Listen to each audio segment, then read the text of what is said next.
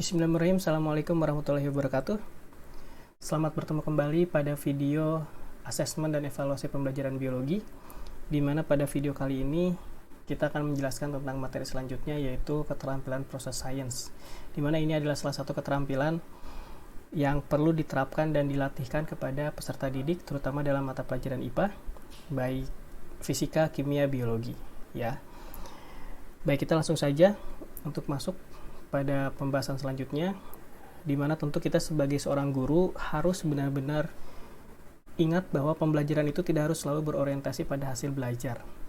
Meskipun memang yang namanya ketika kita membuat indikator dan tujuan, itu memang acuannya dari taksonomi Bloom, dan taksonomi Bloom selalu identik dengan hasil belajar, tapi tidak menutup kemungkinan ada KD yang berpotensi untuk dilatihkan KPS-nya. Ya, jadi tentunya seorang guru tidak harus juga berbangga hati ketika peserta didiknya dapat hasil belajar nilainya selalu tinggi, tapi ternyata pada kenyataannya siswanya tidak memiliki keterampilan proses sains sama sekali. Maka itu juga suatu hal yang harus dibenahi, ya. Nah, jadi ada banyak keterampilan yang perlu dibekali pada peserta didik, dan keterampilan yang pertama yang akan kita bahas pada video kali ini adalah keterampilan proses sains. Oke, jadi yang pertama, keterampilan proses sains itu adalah keterampilan yang digunakan dalam mempelajari sains. Ya, terutama ya kalau tidak IPA, fisika, kimia, dan biologi. Dan pada video kali ini mungkin saya akan memberikan beberapa contoh di bidang fisika dan juga di bidang biologi, mungkin ya. Nah, kemudian jenis kegiatan KPS ini, jadi keterampilan proses sains ini nanti akan disingkat sebagai KPS. Jenis kegiatannya itu biasanya proses-proses yang dalam melakukan aktivitasnya itu terkait dengan sains. Jadi jenis kegiatannya bisa saja sebuah praktikum, ya, sebuah pengamatan, observasi, dan seterusnya. Yang tentunya itu adalah kegiatan-kegiatan yang terkait sekali dengan aktivitas sains. Oke. Dan untuk mempelajari KPS ini referensinya sangat bervariasi sekali, di mana ada referensi dari Dahar, Nuryani Rustaman, Waini, Peter, Koni, Fang, dan Indrawati. Ya, untuk beberapa referensi Anda bisa search di Google, dan beberapa referensi juga free access, jadi Anda bisa mempelajarinya dengan mudah, ya. Dan KPS yang saya gunakan lebih cenderung mengarah kepada Nuryani Rustaman, meskipun beberapa saya coba blend dari Indrawati dan Dahar, ya. Oke. Jadi KPS itu ada macam-macamnya. Yang pertama ada KPS untuk yang dasar, yaitu basic. Ada juga KPS untuk yang terpadu, atau disebutnya sebagai level advance. Beberapa referensi mengatakan KPS terpadu ini adalah KPS terintegrasi. Sama saja kedua istilah itu, ya. Jadi mengapa dibagi dua seperti ini? Sebetulnya ini bisa dijadikan sebagai langkah sistematis yang akan diterapkan guru ketika pertama kali ingin melatihkan KPS kepada peserta didiknya. Jadi ketika gurunya tahu bahwa peserta didiknya sama sekali belum pernah dilatihkan KPS atau belum pernah diukur keterampilan proses sainsnya, maka sebaiknya guru memulai KPS yang level dasar terlebih dahulu, atau kita sebut sebagai KPS basic.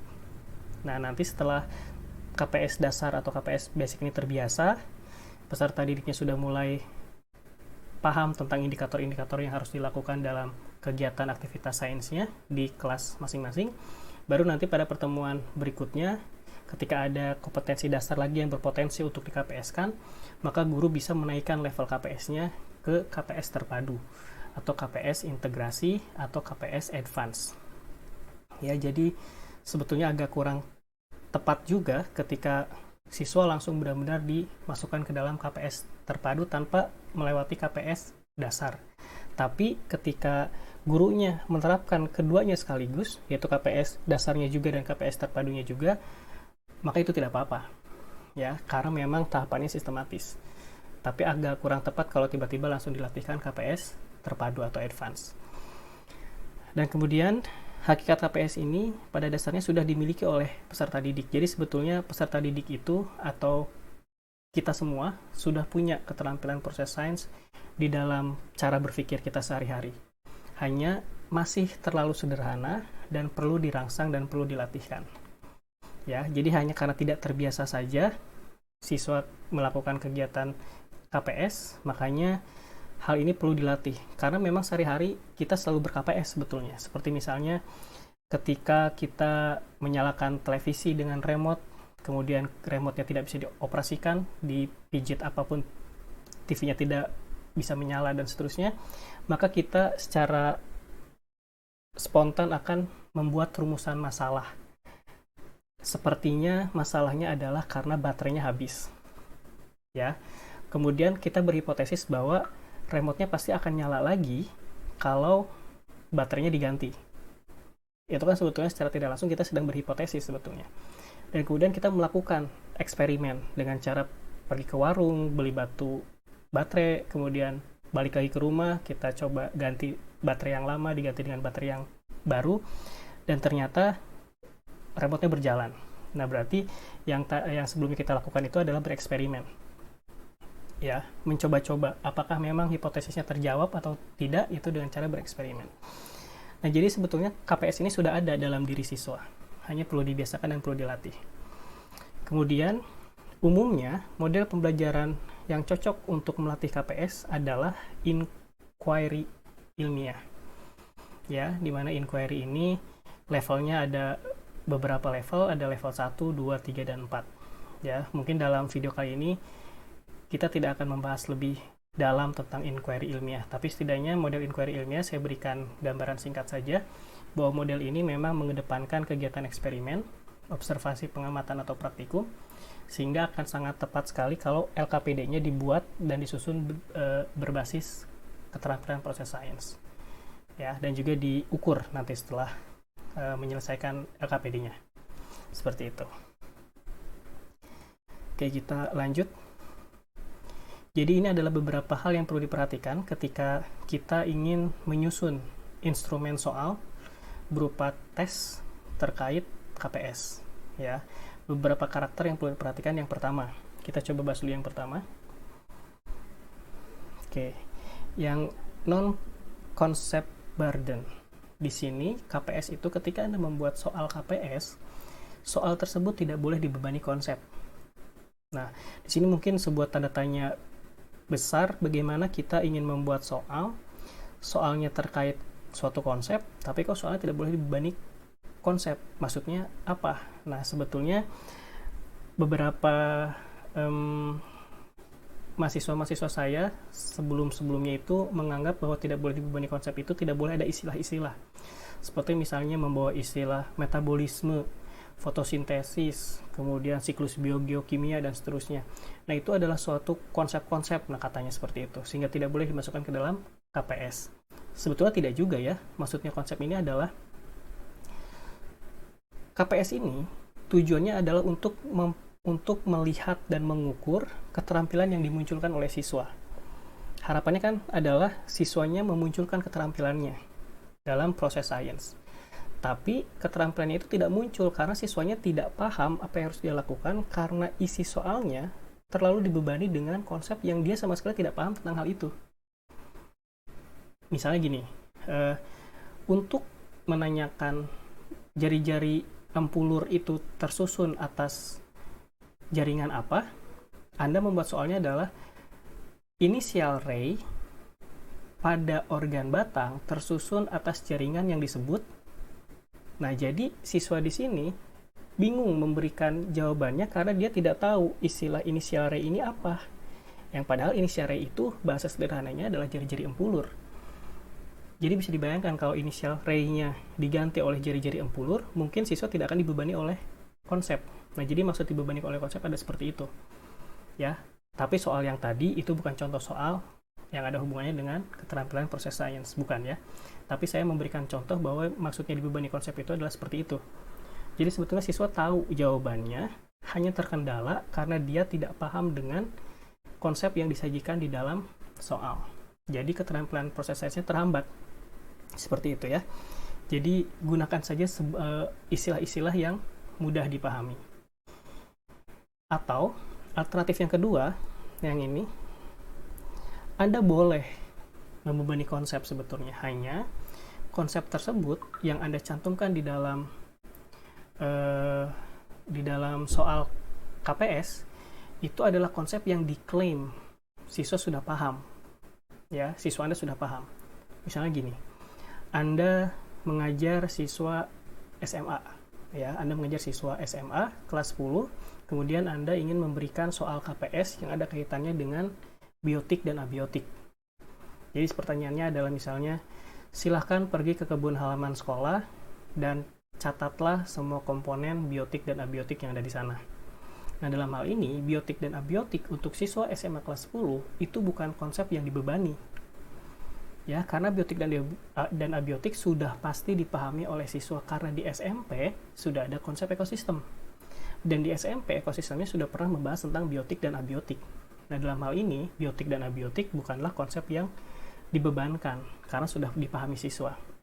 Kecuali mungkin di SMP tidak membahas sama sekali tentang aliran energi dan tidak membahas sama sekali tentang piramida jumlah energi misalnya, tapi tiba-tiba di SMA-nya ditanyakan tentang piramida jumlah energi, yang padahal piramida jumlah energi saja pun belum pernah dipelajari di SMA-nya sendiri. Nah, itu namanya konsep yang dibebankan. Bisa dipahami ya? Jadi ada dua alternatif di sini. Yang pertama, sama sekali tidak boleh dibebani konsep, atau boleh dibebani konsep dengan catatan guru sudah yakin bahwa konsep tersebut sudah diklaim, bahwa peserta didik pasti sudah paham tentang konsep yang dimaksud. Ya, itu yang pertama. Kemudian yang kedua, ada informasi yang dapat diolah. Jadi yang namanya STEM soal harus ada informasi yang dapat diolah. Sebetulnya tidak hanya KPS saja ya, semua soal tentu STEM soalnya harus memuat banyak informasi. Soalnya bisa apa? Bisa gambar, bisa diagram, ya, bisa grafik, bisa data, bisa sebuah tabel, atau bahkan bisa menghadirkan objek asli. Dan lain-lain, yang tentunya kaya dengan informasi. Jadi, apapun informasi yang disajikan di dalam STEM soal harus memuat beberapa dan banyak informasi yang bisa diolah oleh siswa, terutama dalam memunculkan keterampilan proses sainsnya. Dan satu soal sebaiknya untuk satu indikator. Tujuannya apa? Karena tujuannya kita ingin melihat bahwa apakah indikator yang ingin dicapai oleh siswa itu sudah tercapai atau belum. Makanya satu soal satu indikator. Ya, kalau satu indikator dua soal itu nggak apa-apa. Tapi kalau dua indikator satu soal, nah ini yang salah. Kalau dua indikator satu soal dan soalnya ternyata sebetulnya tidak ada kaitannya dengan dua indikator tersebut dan siswa salah menjawab, kita akan bingung bahwa indikator yang mana nih yang tidak tercapai oleh siswa, apakah indikator satu atau dua. Makanya idealnya satu indikator itu satu soal, atau satu indikator dua soal, itu nggak apa-apa. Oke, setiap satu pokok uji hanya menguji satu indikator. Ini ya poinnya. Kemudian di sini yang namanya KPS itu ada potensi untuk menghasilkan objek langsung atau objek yang tidak langsung.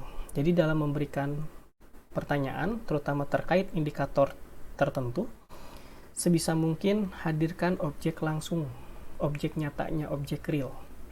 Itu akan sangat melatih keterampilan proses sainsnya. Daripada Anda mencantumkan gambar daun hanya untuk sekedar menyebutkan pertulangan daunnya apa, mengapa tidak hadirkan saja daunnya langsung di hadapan siswa, sehingga siswa bisa melihat secara langsung bentuk pertulangan daunnya seperti apa. Nah, itu akan sangat tepat sekali kalau dilakukan di keterampilan proses sains. Atau jika memang objek aslinya tidak mungkin bisa dihadirkan karena memang tidak real atau konsepnya abstrak atau konsepnya mikroskopik dan seterusnya, bisa saja Anda boleh memberikan gambar sebetulnya. Boleh saja mengganti dengan gambar, tapi gambarnya harus kaya informasi. Ya, gambarnya tetap harus kaya informasi. Karena tadi kan di sini ada informasi yang diolah, boleh berupa gambar. Tapi tetap objek langsung, ini yang paling ideal sebetulnya. Tapi bukan berarti nggak boleh ya. Bukan berarti tidak boleh untuk objek yang tidak langsung. Kemudian, instruksi di dalam KPS itu bisa langsung atau tidak langsung. Contohnya, instruksi yang langsung itu adalah gurunya memberikan instruksi berupa prosedur secara lisan kepada siswa untuk melakukan serangkaian kegiatan yang terkait dengan indikator keterampilan proses sains. Atau gurunya sudah membuat LKPD, di mana LKPD-nya sudah mencakup prosedur-prosedur dan langkah-langkah yang harus diikuti oleh siswa, di mana langkah-langkah tersebut sudah sesuai dengan indikator yang ada di KPS. Atau bahkan instruksinya bisa langsung berupa soal yang harus dikerjakan oleh siswa, di mana soalnya sudah disusun berdasarkan indikator KPS. Ya, jadi bervariasi. Jadi kalau mau melatih siswanya dalam kegiatan di kelas atau di lab, maka sebaiknya instruksinya berupa LKPD. Jika ingin mengukur KPS-nya dalam kegiatan langsung di kelas atau di lab, maka pertanyaannya sebaiknya di dalam LKPD. Tapi jika ingin mengukur di akhir kegiatan pembelajaran, maka KPS-nya dibuat dalam instrumen soal evaluasi yang ada di akhir. Jadi bisa diberikan dengan alternatif-alternatif seperti itu, ya. Oke, sekarang saya akan jelaskan beberapa indikator KPS dasar atau basic. Ada 5 indikator, di mana ini adalah KPS yang awal ya untuk membiasakan. Yang pertama ada observasi, interpretasi, klasifikasi, prediksi, dan komunikasi. Nanti akan saya jelaskan pada slide selanjutnya. Tapi kalau Anda lihat di referensi yang lain, nanti ada juga indikator mengukur, ya. Ada indikator mengukur. Tapi yang saya gunakan di sini tidak menggunakan indikator yang mengukur. Jadi kalau Anda menggunakan referensi lain, ada indikator mengukur, yaitu juga tidak disalahkan karena memang ada referensinya, ya. Kemudian indikator yang selanjutnya untuk KPS yang terpadu atau terintegrasi atau ini sudah level advance ada 6. Mengajukan rumusan masalah, ya. Kemudian berhipotesis, merencanakan percobaan, menggunakan alat bahan, menerapkan konsep, melaksanakan percobaan. Nah, mengapa saya menggunakan referensi yang ini? Mengapa mengukur tidak masuk ke dalam indikator? Karena mengukur sudah pasti include dalam indikator yang ini. Karena untuk mengukur sesuatu pasti dia menggunakan alat ukur kan ya. Kalau dia ingin mengukur suhu, maka pasti dia secara tidak langsung memenuhi indikator menggunakan alat termometer. Dan dia juga akan melakukan ini juga. Ketika dia melakukan pengukuran dalam kegiatan praktikumnya, secara tidak langsung dia sedang melaksanakan percobaan. Ya. Jadi, ya ini terserah, ini tergantung referensi yang digunakan. Apakah Anda ingin menggunakan referensi yang ada mengukurnya, itu juga tidak salah. Oke. Nah, ini ada beberapa indikator-indikator KPS dengan penjelasan karakteristik khususnya. Nanti Anda bisa pause saja video ini untuk melihat satu persatu jenis KPS-nya dan penjelasan singkatnya. Tapi saya akan coba menjelaskan secara detail pada slide selanjutnya. Ya, pertama kita akan bahas tentang observasi. Ini adalah indikator yang pertama di KPS basic. Observasi sebaiknya dianjurkan menggunakan berbagai macam indera. Tentu kita tahu indera itu ada indera penglihatan, indera sentuhan, ya, indera pengecap, indera pembau, dan seterusnya. Jadi sebaiknya melibatkan berbagai indera, minimal 2 indera. Idealnya seperti itu. Yang artinya kalau minimal 2 indera tidak hanya mata saja, tapi bisa juga dengan indera peraba kita, indera pengecap kita, indera pembau kita, dan seterusnya. Sehingga agar indera yang dilibatkan bisa minimal 2 macam indera, pasti aktivitasnya harus mengamati objek asli. Ya, harus mengamati objek asli. Karena kalau objeknya tidak asli, objeknya hanya dalam bentuk gambar saja, pasti indera yang terlibat hanya satu, indera penglihatan. Ya, tapi kalau objeknya asli, misalkan menghadirkan daun di hadapan siswanya, selain siswa bisa melihat dengan indera penglihatan, dia juga bisa meraba daunnya dan seterusnya. Ya, jadi melibatkan lebih dari 2. Makanya observasi ini dianjurkan aktivitasnya dengan objek asli. Tapi tidak masalah karena ada referensi lain yang mengatakan boleh pakai gambar dengan catatan memang objeknya tidak mungkin bisa dibawa ke hadapan siswa. Dan juga gambarnya tetap harus memuat banyak informasi, ya. Nah, nanti ketika objek aslinya sudah dihadirkan, apa yang bisa dilakukan? Siswanya bisa diminta untuk mengidentifikasi ciri-cirinya yang ada di hadapannya, itu ciri-cirinya apa, ya. Kemudian kalau misalkan ini disajikannya gambar, berarti silakan diidentifikasi ciri-ciri yang ada pada gambar. Oke, dan kemudian bisa juga diminta untuk mengumpulkan berbagai fakta yang ada di objeknya tersebut. Fakta yang dimaksud ya tentunya beberapa data-data yang memang bisa terlihat secara real, ya. Dan observasi ini sebaiknya dianjurkan tidak diukur dengan tes objektif. Ya, kalau tes objektif ya tidak menutup kemungkinan kan ujung-ujungnya menebak berarti kan ya. Tapi kalau misalkan pertanyaannya ada di dalam LKPD, misalkan terselip dalam LKPD, kemudian siswa diminta mengamati suatu objek yang ada di hadapannya, dan isiannya adalah uraian, maka untuk mengisi identifikasi ciri pasti akan dipaparkan semua hal yang telah dia identifikasi dari objek yang ada di hadapannya. Jadi akan cocok dengan tes uraian yang terselip biasanya di dalam LKPD. Ya, tapi ya dalam hal ini tidak apa-apa. Dalam hal ini kita sedang berlatih dalam mata kuliah asesmen evaluasi. Anda membuat soal-soal KPS ini boleh bentuk uraian, boleh bentuk pilihan ganda dengan catatan memang indikator tersebut bisa terpenuhi. Ya, itu indikator yang pertama. Jadi contoh indikator yang pertama ini karena dianjurkan untuk menggunakan objek asli, maka contohnya bisa seperti ini. Lihat kebun belakang sekolah, catat mana yang termasuk biotik dan abiotik. Ya, berarti ini konsepnya tentang ekosistem. Tapi biotik dan abiotik ini, karena ini adalah soal untuk SMA, pasti ini tidak akan terbebankan oleh konsep, karena biotik dan abiotik sudah pasti dipelajari di jenjang sebelumnya, itu di SMP. Indikator yang kedua, ada klasifikasi. Klasifikasi ini mirip dengan C2-nya di taksonomi Bloom kan ya. Di C2 taksonomi Bloom dan K2 juga, kalau Anda masih ingat dengan video sebelumnya. Jadi tentunya klasifikasi ini bisa mencari persamaan yang sedang dia amati atau mencari suatu perbedaan dan kemudian mengontraskan ciri-ciri objek yang ada di hadapannya, ya.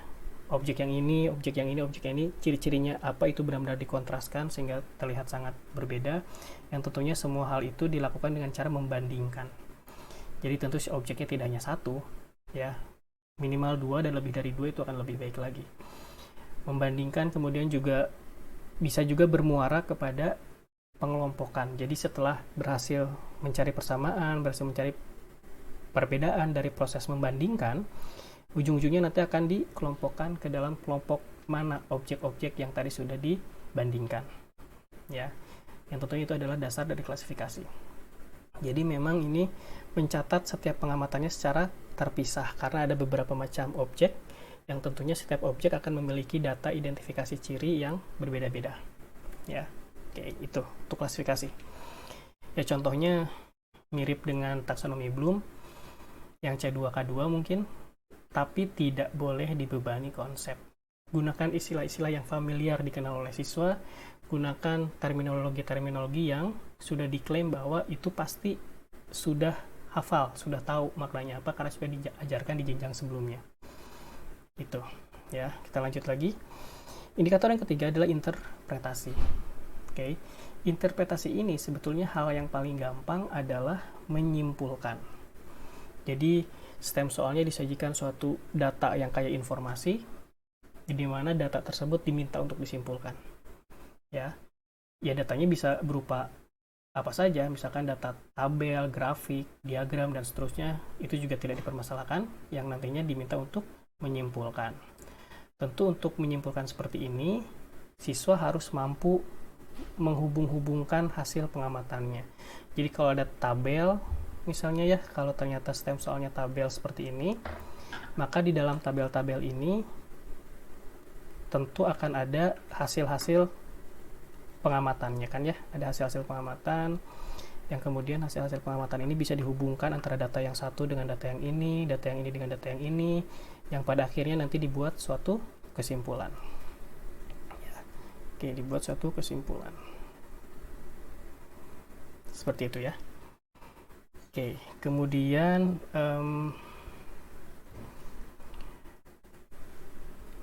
menemukan juga pola keteraturan dalam suatu seri pengamatan. Ya, seperti yang tadi saya lakukan contoh ini kan, ini adalah suatu pola keteraturan sehingga pada akhirnya bisa ditarik suatu kesimpulan. Yang gimana kesimpulannya dalam penjelasan yang sederhana. Bisa dibayangkan ya, karena setiap hari tentu di dalam LKPD pasti kita diminta untuk menyimpulkan suatu data hasil pengamatan. Oke, jadi Contohnya adalah menyimpulkan suatu data yang disajikan. Oke, kita langsung lanjut ke memprediksi. Memprediksi di sini intinya adalah stem soalnya atau data yang disajikan atau data yang harus diolah oleh siswa harus punya pola-pola atau keteraturan. Dan utamakan ini adalah harus hasil pengamatan. Ini akan lebih baik lagi. Jadi pola-pola keteraturan itu maksudnya misalnya ini contoh di luar ini ya science ya. Misalnya dalam 1 menit pertama saya berhasil loncat setinggi 2 cm. Ya misalnya saja ini, misalnya saja. Dalam 5 menit selanjutnya saya berhasil loncat 4 cm. Dalam 10 menit selanjutnya saya berhasil loncat 6 cm. Nah, kira-kira dalam menit ke-20 saya bisa loncat berapa cm? Nah, tentu ini akan bisa dijawab dari pola yang sudah disajikan. Ini menunjukkan pola penambahan 22 kan ya. Nah, jadi pola-pola keteraturan seperti ini sangat penting agar siswa bisa melakukan prediksi. Yang tentunya data-data ini seharusnya adalah hasil pengamatan. Kalau contoh yang saya sajikan bukan hasil pengamatan ya. Nah, jadi seperti itu. Nah, itu yang pertama. Jadi yang kedua, dari kemampuan memprediksi ini, tentu siswa diharapkan dapat mengemukakan apa sih yang mungkin terjadi pada keadaan selanjutnya yang memang belum terjadi.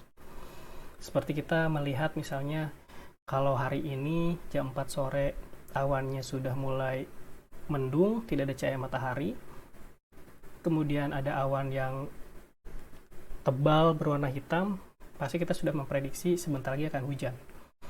Nah, hal seperti itu karena ada pola keteraturan dari hari-hari sebelumnya. Setiap ada awan yang seperti itu dan tidak ada cahaya matahari, pasti hujan. Itu adalah keteraturan.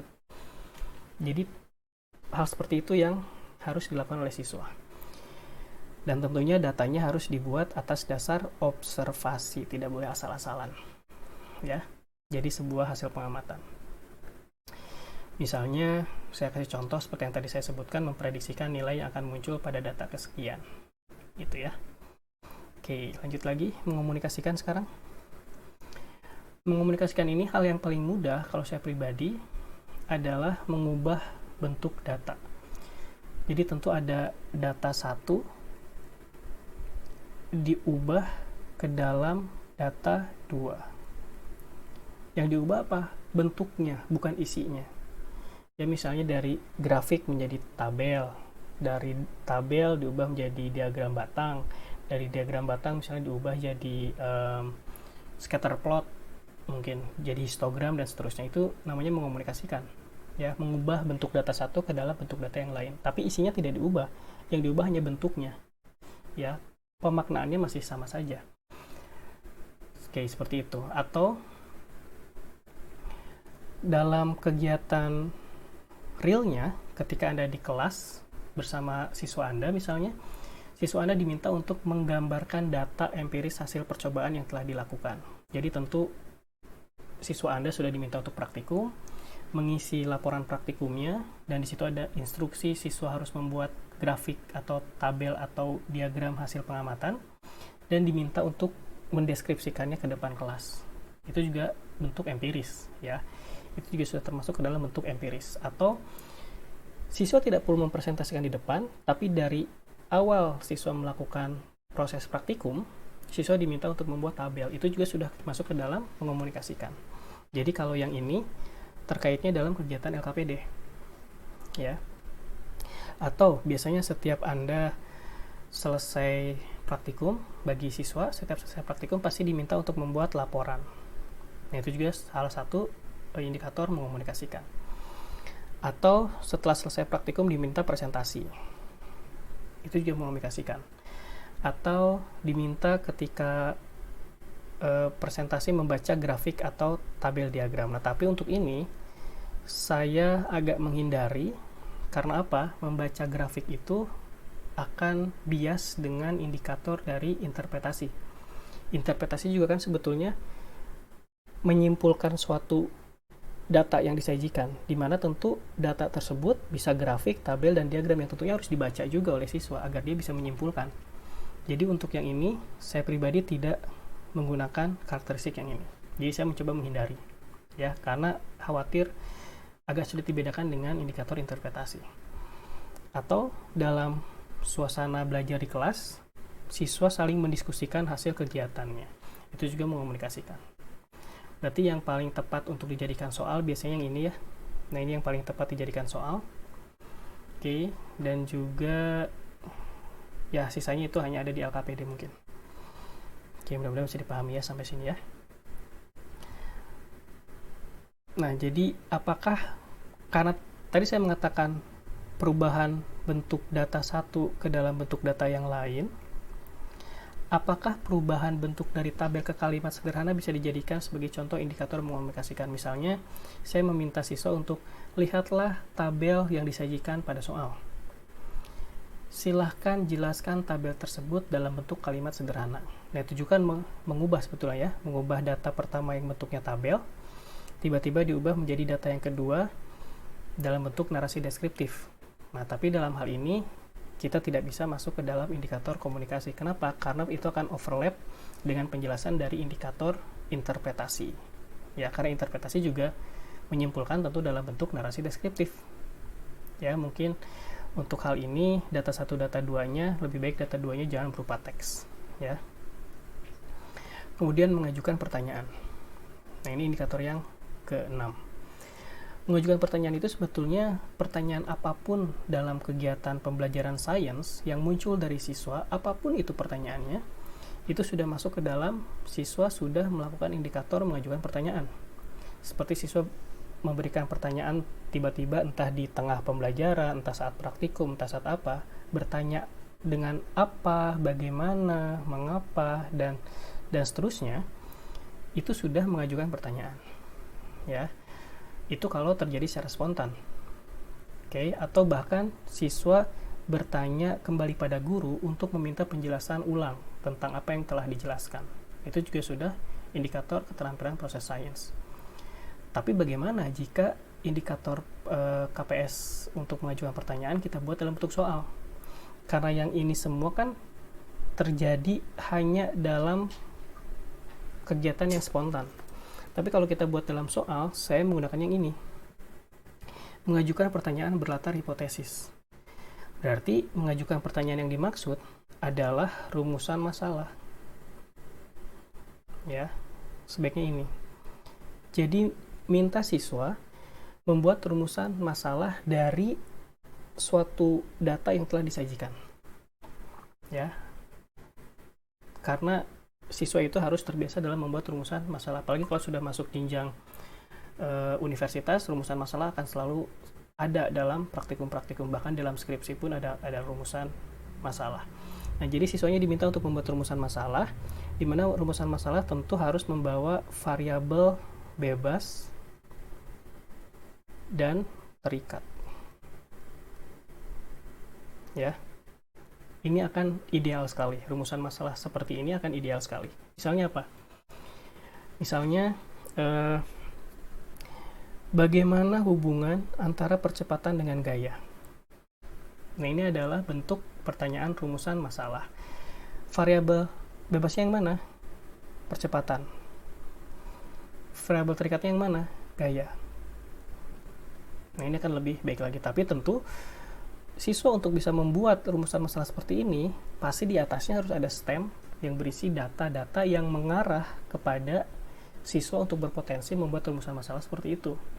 Nah, itu yang harus dipertimbangkan. Kira-kira data seperti apa sih ya yang bisa dijadikan informasi yang bisa diolah dalam bentuk pertanyaan. Mungkin datanya bisa dalam rencana praktikum, suatu latar belakang masalah Anda sajikan dalam bentuk stem soal, itu juga bisa. Oke. Ya, jadi sarannya adalah rumusan masalah yang memuat variabel bebas dan terikat itu ya. Kita lanjut ke mengajukan hipotesis. Nah, ini tentu lanjutan dari yang pertama. Kalau sudah membuat rumusan masalah, biasanya diminta untuk mengajukan hipotesis. Ya, harusnya kan seperti itu ya. Jadi tentu hipotesis ini adalah membuat jawaban sementara.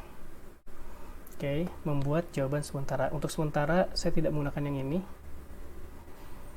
Saya tidak menggunakan penjelasan yang ini karena untuk hipotesis sendiri kita sudah sangat kontras bahwa hipotesis adalah membuat jawaban sementara.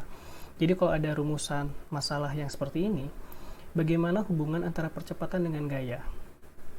Nah, untuk bisa membuat hipotesis, maka siswa harus mencari berbagai macam referensi dan teori-teori yang terkait dengan percepatan dengan gaya sampai siswa bisa membuat hipotesisnya adalah percepatan berhubungan dengan gaya. Karena misalnya semakin tinggi percepatan, maka semakin besar juga gaya yang dilakukan. Misalnya seperti itu ya, karena saya tidak terlalu paham dengan konsep fisika. Nah, jadi intinya mengajukan hipotesis adalah siswa membuat jawaban sementara dari rumusan masalah yang telah dibuat. Jadi untuk soal yang indikator rumusan masalah dengan soal yang indikator hipotesis ini bisa saling berkaitan, tapi tetap untuk membuat hipotesisnya siswa nggak bisa asal-asalan juga, ya, karena harus ada data. Oke. Nah, jadi misalnya memberikan jawaban sementara terhadap rumusan masalah yang telah dibuat pada indikator sebelumnya. Misalnya ada hubungan antara percepatan dan gaya, yaitu jika percepatan semakin besar, maka gaya juga semakin besar. Ya, ini kan berarti jawaban sementara dari rumusan masalah sebelumnya. Tapi untuk bisa merumuskan sampai ke sini, tentu ini harus dari teori, kan gitu. Tidak asal-asalan juga ya. Nah, kemudian merencanakan percobaan. Ini indikator yang selanjutnya. Merencanakan percobaan ini ada di C6 juga bisa. Ya, C6K3 karena membuat prosedur percobaan. C6-nya kan membuat prosedur percobaan dalam bentuk diagram, alir, ya, dalam bentuk skema proses dan seterusnya juga bisa. Bagaimana merencanakan percobaan itu? Anda bisa minta siswa untuk menentukan alat bahan apa sih kalau praktikum yang ingin dilakukan adalah untuk melihat ini, dan ini. Ya, seperti itu ya. Atau siswa diminta untuk menentukan kira-kira apa saja yang akan diamati dan dicatat dalam praktikum yang akan dilakukan jika praktikumnya ini, dan ini. Oke, tapi idealnya semua ini menurut saya pasti akan include ke sini. Kalau Anda sudah bisa meminta siswa untuk menentukan langkah kerja atau menyusun prosedur percobaan, di mana tentu prosedur percobaan itu ada langkah kerjanya, ya, ada alat bahannya, ada apa yang akan diatur, apa yang akan diamati, apa yang harus dicatat, dan seterusnya, apa yang harus diolah, itu sudah ada dalam rancangan percobaan. Ya, tapi tetap hati-hati tidak boleh dibebani konsep. Semua indikator tadi sebelumnya juga tidak boleh dibebani konsep. Oke. Menggunakan alat dan bahan. Nah, ini juga kalau yang ini kan hanya menentukan saja kira-kira alat bahannya apa yang akan digunakan. Kalau indikator yang selanjutnya, siswanya mampu menggunakan alat bahannya itu, mampu mengoperasikan. Jadi mampu memakainya, dan bahkan tahu alasan mengapa pakai alat itu, mengapa cara pakainya seperti itu. Nah, jadi pertanyaan-pertanyaan seperti itu juga bisa dijadikan sebagai indikator menggunakan alat dan bahan. Ya, jadi selain siswa bisa menjelaskan prosedur menggunakan alatnya atau prosedur menggunakan bahannya, siswa juga bisa memberikan alasan terkait mengapa menggunakan alat bahan tersebut dalam percobaan ini atau mengapa cara menggunakannya seperti itu, ya. Nah, ini yang terakhir. Jadi maksud yang terakhir di sini adalah kalau yang sebelum-sebelumnya itu indikator tidak boleh dibebani konsep, ya. Boleh dibebani konsep dengan catatan konsep yang diberikan sudah diklaim dipahami oleh siswa, ya. Tapi dalam indikator ini alternatifnya ada dua. Yang pertama adalah disinilah indikator saatnya Anda boleh membebankan dengan konsep apapun itu, ya. Jadi di sini bisa berlega hati bahwa Anda tidak perlu lagi pusing-pusing bagaimana caranya membuat soal yang tidak dibebankan konsep. Nah, disinilah Anda boleh dibebankan dengan konsep apapun itu. Atau alternatif yang kedua, Anda pakai yang ini. Masih tetap tidak dibebankan konsep, tapi konsepnya tersebut yang sudah dipelajari pada jenjang sebelumnya, yang artinya sudah diklaim paham, itu dicoba diterapkan pada kondisi yang berbeda. Ya, sehingga siswanya bisa menjelaskan apa yang sedang terjadi berdasarkan dari pengalaman belajar sebelumnya. Gitu ya, misal contoh. Jadi ini tadi opsi yang pertama, boleh dibebani konsep dengan konsep apapun, atau opsi yang kedua, bisa menerapkan konsep lama ke dalam suatu situasi yang baru. Misalnya, dalam hal ini kita coba berikan contoh. Nah, misalnya siswa sudah tahu konsep dan teori bahwa semakin kecil luas permukaan, maka akan semakin besar tekanan yang dihasilkan. Ya, konsep ini siswa sudah tahu bahwa semakin kecil luas permukaan, maka akan semakin besar tekanan yang dihasilkan. Oke, kemudian teori yang tadi dicoba untuk diterapkan pada suatu kasus yang real. Di sini ada 3 objek ya. Objek yang pertama adalah luas permukaan atasnya lebih besar dan luas permukaan bawahnya lebih kecil. Yang B, luas permukaan atasnya lebih kecil, luas permukaan bawahnya lebih besar. Yang C, luas permukaan atasnya luas permukaan atas dan bawahnya sama-sama memiliki luas permukaan yang sama. Jika ketiga objek ini dipukul dengan palu dengan tekanan yang sama, kira-kira tekanan mana yang akan dihasilkan yang lebih besar untuk memberikan tekanan ke arah bawah? Nah, tentu siswa karena sudah tahu konsep teori sebelumnya, ketika diterapkan dalam masalah seperti ini, maka siswa sudah tahu bahwa konsepnya adalah yang ini. Pasti yang A, yang memiliki tekanan yang besar, karena permukaan yang bawahnya itu jauh lebih kecil, sehingga tekanan yang akan diberikan selanjutnya akan lebih besar. Nah gitu ya, salah satu contohnya ya. Silahkan coba dicari di biologi seperti apa. Kemudian ada indikator melaksanakan percobaan. Kalau melaksanakan percobaan ini, tentu ini kaitannya bisa dengan C3, K3 di taksonomi Bloom. Intinya siswa diminta untuk melakukan percobaan. Berarti ini ada kaitannya dengan LKPD. Ya, dalam hal ini ada kaitannya dengan LKPD. Silakan saja dibuat soalnya, Anda coba dibuatkan soalnya seperti apa, tapi tetap tidak dibebani konsep. Karena yang boleh dibebani konsep hanya indikator menerapkan konsep. Ya, itu saja mungkin. Oke, untuk yang terakhir. Jadi untuk bentuk soal ya, karena kita tidak sedang berbicara LKPD dulu. Kalau LKPD pasti sudah ada gambarannya seperti apa. Kalau kita ingin membuat soal dengan indikator KPS, bentuk soalnya bisa PG, bisa esai. Di mana soal ini, pertanyaannya bisa Anda selipkan dalam LKPD ya silahkan, kalau Anda implementasi di sekolah secara langsung, atau diberikan dalam bentuk tes yang terpisah. Ini juga nggak masalah. Ya, dalam hal ini, dalam mata kuliah asesmen evaluasi, sementara yang harus Anda lakukan adalah membuat tes yang terpisah dulu deh, dicoba ya. Kemudian, kalau Anda pakai essay, berarti mau tidak mau Anda harus buat rubriknya. Ya, rubrik untuk essay. Kemudian penilaian KPS ini juga sebetulnya kalau Anda terapkan dalam implementasi real di lapangan nanti di sekolah, bisa dalam bentuk tes tulis, bisa juga dalam bentuk tes praktikum, ya, atau ujian praktikum, atau juga dalam kegiatan praktikum. Itu saja ya. Nah, untuk tugas mahasiswa saya di mata kuliah asesmen dan evaluasi, silakan Anda memilih 1 KD dulu ya. Anda pilih 1 KD, di mana 1 KD-nya yang berpotensi atau yang memungkinkan semua indikator KPS-nya bisa dibuatkan soalnya. Karena tentu tidak semua KD juga bisa di KPS-kan. Bisa saja ada beberapa KD tertentu yang hanya ada 6 indikator KPS saja yang bisa diterapkan, atau beberapa KD tertentu hanya 3 atau 4 indikator, tapi mungkin ada juga 1 KD yang bisa menerapkan ke 11 indikatornya sekaligus. Bisa saja ya, makanya Anda harus jeli dalam memilih KD. Setelah menentukan KD-nya, silakan buat soalnya. Boleh PG, boleh esai. Berarti kalau esai, Anda buat rubriknya ya. Silakan Anda buat rubriknya. Dan 1 indikator KPS minimal 2 soal. Dan sediakan juga kunci jawabannya, tapi tidak langsung dimunculkan dalam soal. Bisa saja Anda cantumkan pada halaman yang lain. biar nanti ketika kita presentasi atau kita diskusi dan tanya jawab, audiens bisa mencoba menjawab kunci jawabannya agar kita bisa mengkoreksi juga kunci jawabannya. Oke, itu saja mungkin ya.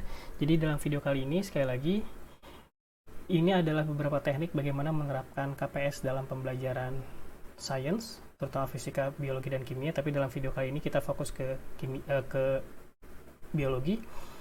Dan silakan saja Anda berikan pertanyaan. Kalau ada yang masih belum dipahami tentang penjelasan KPS ini, Anda bisa coba cantumkan pertanyaan di kolom komentar di bawah ini, atau bagi mahasiswa saya, Anda bisa memberikan pertanyaan langsung di LMS yang sudah disediakan.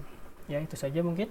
Terima kasih. Jangan lupa subscribe dan dukung terus video ini agar bisa menghasilkan video-video yang lebih bermanfaat ke depannya. Terima kasih. Assalamualaikum warahmatullahi wabarakatuh.